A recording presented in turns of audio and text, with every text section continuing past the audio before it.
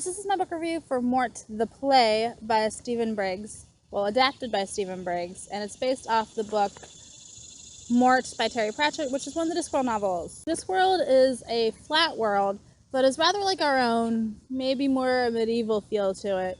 But it's a fantasy world that's pretty satirical. The main character of the play is Mort, who is this klutzy 17, 18-year-old guy who is having trouble finding a job or a place in the world because he is always making a mess of things. He gets hired as an apprentice by Death, which is Discworld's Grim Reaper. Their job is to separate somebody's immortal soul from their dead bodies when they die. So Death is like, this is my job, this is my place in the world, and it's pretty cut and dry, straightforward. He doesn't deal with the afterlife or anything, just the actual separating. He tries to teach Mort this, and Mort kind of has a problem with the whole conceptualizing the fact that it's not judgment.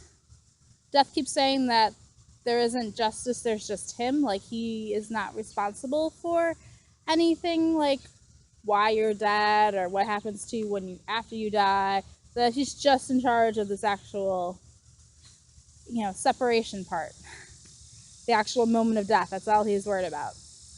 And Mort starts wondering about, the theory behind it, and he meets this beautiful princess, the Princess Kelly, and he decides that instead of letting her get murdered and then taking her soul, he is going to let her live, which causes all kinds of problems with the space-time continuum type stuff, and the universe has to right itself.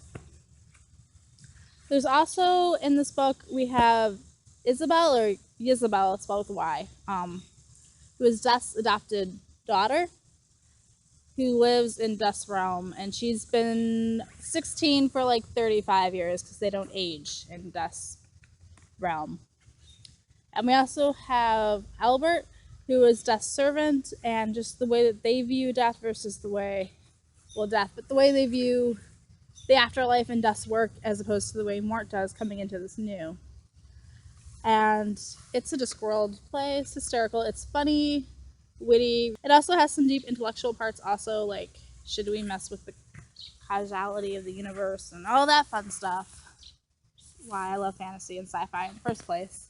But Death really is one of my favorite characters. He's kind of just doesn't get humans. He spends all his time with humans right when they die, so he has this very skewed view of it. And in the play, Death gets a night off because he's like, oh, Mort can take over, I get to go have a night off, and Death gets drunk and everything. So seeing, Death interact with humans is just probably my favorite part of this book. And just how straightforward he is. He has a sense of humor, but it's not